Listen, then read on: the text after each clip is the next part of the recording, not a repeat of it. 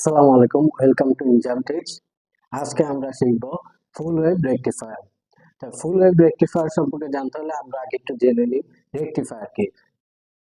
Rectifier হলো AC কে DC তে রূপান্তর করে। রেকটিফায়ার মূলত দুই প্রকার, full wave rectifier, half wave rectifier. Full wave রেকটিফায়ারকে আবার দুই ভাগে ভাগ করে, centre tap full wave rectifier, bridge rectifier বা ব্রিজ ফুল ওয়েভ রেকটিফায়ার। তো আজকে আমরা শিখবো centre tap full wave rectifier. তো চলুন centre tap full wave rectifier কার্যপ্রণালী দেখে নিই। তো এইখানে একটা centre tap full wave rectifier দেওয়া আছে। এটাকে কেন centre tap full wave rectifier বলা হয়? কারণ এখানে আমরা একটা ট্রান্সফরমার ইউজ করেছি, যেটা center tap transformer. Center tap transformer কাকে বলে? একটা ট্রান্সফরমারের সেকেন্ডারির মাঝামাঝি সেন্টার থেকে বা কোনো অংশ থেকে একটা তার সংযুক্ত বা তার টেনে নেওয়াকে সেন্টার টেপ ট্রান্সফরমার বলে। অর্থাৎ যখন একটা ট্রান্সফরমার বানানো হয়,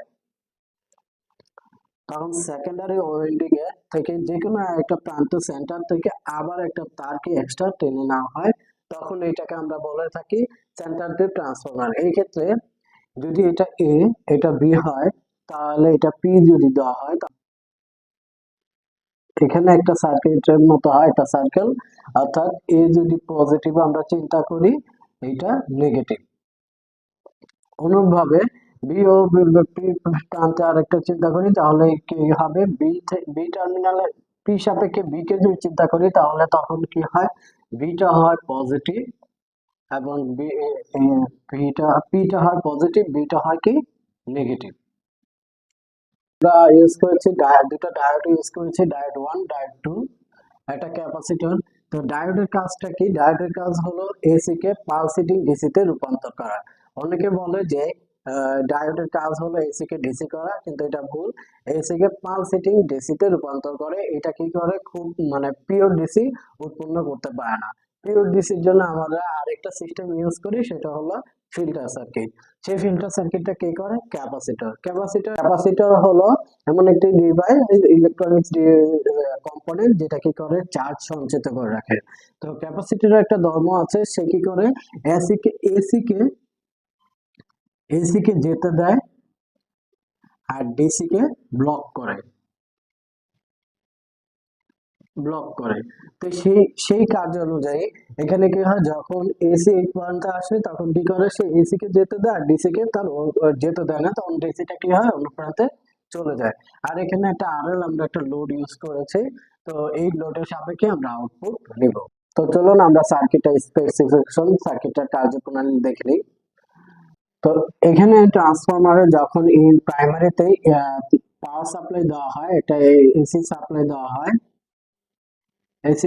তখন কি হয়? পি এর সাপেক্ষে এ ও বি প্রান্তে কি হয়? ভোল্টেজ উৎপন্ন হয়, ইনডিউসড হয়, যেটাকে আমরা বলে থাকি ইনডিউসড হয়। তখন এই ক্ষেত্রে একটু চিন্তা করতে হবে, তখন সার্কিটটা কি হয়?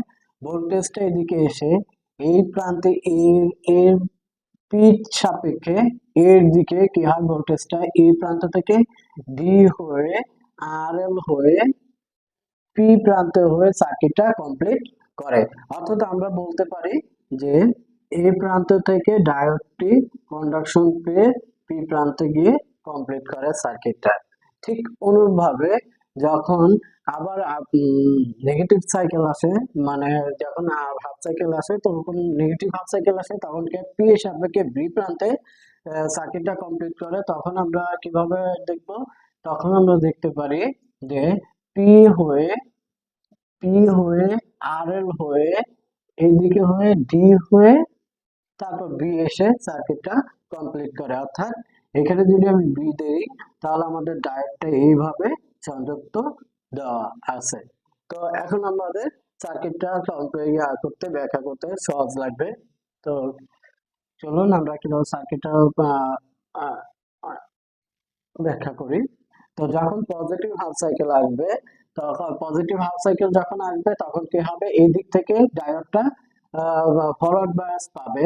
যখন পজিটিভ হাফ সাইকেল আসবে, তখন কি হবে? এই দিক থেকে কারেন্টটা এদিকে যেহেতু ডায়োডে এদিকে পজিটিভ এদিকে নেগেটিভ, তখন কি হবে, ডায়োডটা ফরওয়ার্ড বায়াস পাবে।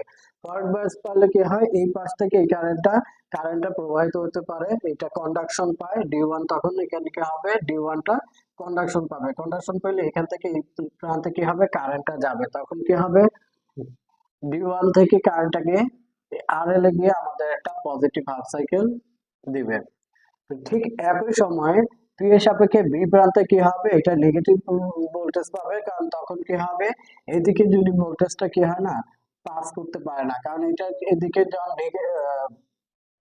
বি এর সাপেক্ষে এদিকে যখন যায়, তখন এদিকে কি হয়, নেগেটিভ, এটা নেগেটিভ থাকে না, নেগেটিভ হলে কি হয়, এটা কন্ডাকশন পায় না, আর কন্ডাকশন না পেলে কি হয়, কারেন্ট যায় না, তখন আমাদের কি হয়, এইটা D2টা কি হয়, কন্ডাকশন পায় না, অর্থাৎ পজিটিভ হাফ সাইকেলের ক্ষেত্রে D1টা কি হয়, কন্ডাকশন পায়, D2টা কি হয় না, কন্ডাকশন পায় না, তখন আমরা একটা হাফ সাইকেল জন্য শুধু একটা হাফ সাইকেল পাই। তো যখন নেগেটিভ হাফ সাইকেল ক্ষেত্রে আসে, তখন নেগেটিভ হাফ সাইকেল ক্ষেত্রে আসলে একইভাবে পি এর সাপেক্ষে বি প্রান্তে কি হয়, কন্ডাকশন পায়, তখন কি হয়, বি যেহেতু এখানে নেগেটিভ, তাই নেগেটিভের ক্ষেত্রে কি হয়, তাহলে নেগেটিভের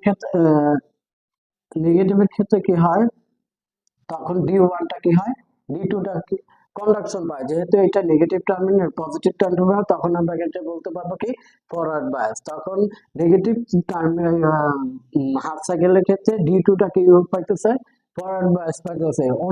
একইভাবে এখানে যেহেতু এটা পজিটিভ, D1টা পজিটিভ, সেহেতু কি হচ্ছে, এটা রিভার্স বায়াস পাচ্ছে, যেহেতু আমার নেগেটিভ হাফ সাইকেল, তাহলে আমরা বলতে পারি কি, নেগেটিভ হাফ সাইকেলের ক্ষেত্রে পি এর সাপেক্ষে ভি প্রান্তে কি পাচ্ছে, D2টা কন্ডাকশন পাচ্ছে, আর D2টা কি বা D1টা কি কন্ডাকশন পাচ্ছে না, তখন কি হয়, একটা নেগেটিভের জন্য একটা হাফ সাইকেলের জন্যই সে কি করতেছে, আরেকটা হাফ সাইকেল দিচ্ছে, যেটা কি হয়, ফরওয়ার্ড বায়াসের ক্ষেত্রে, তাহলে কি এটা উপরেই একটা পজিটিভ হাফ সাইকেল পাবে। ঠিক একইভাবে দ্বিতীয় যখন আমরা পরের হাফ সাইকেলটা নিব, পরের হাফ সাইকেলটাও কি করবে, পি সাপেক্ষে এ প্রান্তে D1 কন্ডাকশন পাবে, D2 কন্ডাকশন পায় না, তখন কি হয়, RL এর সাপেক্ষে আউটপুটে কি হয়, আরেকটা পজিটিভ হাফ সাইকেল হয়। তারপর যখন আবার নেগেটিভ হাফ সাইকেলের ক্ষেত্রে আসে, এই নেগেটিভ হাফ সাইকেলের ক্ষেত্রে তখন কি হয়, D1টা কি হয়, কন্ডাকশন পায় না, D2টা কন্ডাকশন পায়, ফরওয়ার্ড বায়াস পায়, তখন কি হয়, এখানে কারেন্ট প্রবাহিত হয়, কারেন্ট প্রবাহিত হলে আমরা RL এ কি হয়, আমরা আরেকটা পজিটিভ হাফ সাইকেল পাই। তো এখানে যে আমরা যে ইয়াটা পাই বা হাফ সাইকেল ভোল্টেজ আউটপুটটা পাই, সেটা হলো আমরা কি একদিকে যাচ্ছে, মানে ডাইরেক্ট। আমরা জানি ডিসির ক্ষেত্রে কি হয়, একদিকে কারেন্ট প্রবাহিত হয়, কিন্তু এখানে কি হয়, এসি, সবগুলোর সাথে কি আছে, এসি সংযুক্ত আছে, তাহলে এইটাকে আমরা বলতে পারতেছি যে ডায়োড কি করে, আমরা তখনই শিখছি ডায়োড হলো এসি কে পালসেটিং ডিসি তে রূপান্তর করে, অর্থাৎ পালসেটিং ডিসিটা কি, পালসেটিং যে ডিসিটা হলো, যেটা ডিসির ভিতরে কিছু কি থাকবে, এসি সংযুক্ত থাকবে, এসি সংযুক্ত করবে। তো এই এসি গুলো আমরা যখন ফিল্টার করতে হয়, তো ফিল্টার করার জন্য আমরা কি করেছি, একটা ক্যাপাসিটর ইউজ করেছি। এই ক্যাপাসিটর ধর্মটা আমি আগেই বলছি, যে এটা ধর্ম হলো এসি কে পাস করে, ডিসি কে ব্লক করে। তো যখন এই হাফ সাইকেল আসবে, এখানে হাফ সাইকেলটা আসবে, তখন কি হবে, ক্যাপাসিটর কি হবে, এখানে যে এসিটা সে কি করবে, এদিক থেকে যেতে দিবে, সামান্য পরিমাণে যে এসিটা থাকে, সেই এসিটা কি করবে, এখান থেকে যেতে দিবে, যেতে দিলে কি হবে, সেটা গ্রাউন্ড হয়ে যাবে, আর ডিসিটা কি হবে, সে যাইতে দিবে না, তখন ডিসিটা কি হবে, এখানে যে প্রিয় ডিসিটা, তো ডিসিটা কি হবে, আরএল হয়ে আউটপুটে পাবে, তখন আমরা এখানে কি একটা পরিপূর্ণ আউটপুট পাবো। তো অনুরূপভাবে প্রত্যেকটা হাফ সাইকেল ক্ষেত্রে একই, সে কি করবে, ক্যাপাসিটর কি করবে, এইটার থেকে এসি মিশ্রিত থাকে, সেই এসিটা সে যে যেতে দিয়ে সেটা গ্রাউন্ডে ফেলে দেবে, আর যে ডিসিটা আছে সেটা কি হবে, আরএল এর মাধ্যমে আমাদের আউটপুটে দিয়ে দেবে, তাহলে আমরা পরিপূর্ণ কি পাবো, একটা পিওডিসি পাবো। তো এভাবেই একটা ফুল ওয়েভ রেকটিফায়ারের মাধ্যমে আমরা পিওর এসি থেকে পিওডিসি পাবো। এই রিপল ফ্যাক্টর কম, এক নম্বর হলো রিপল ফ্যাক্টর কম,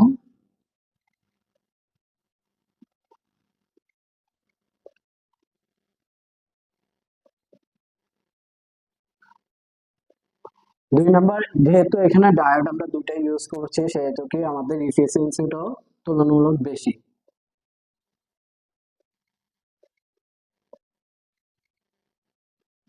3 নাম্বার, এটাকে একটা ডায়োড যদি কোনো কারণে একটা ডায়োড নষ্ট হয় তাহলে আমরা আরেকটা ডায়োডের মাধ্যমে একটা ডায়োডেই কাজ করতে পারবো, অর্থাৎ ডায়োড ফ্যাক্ট।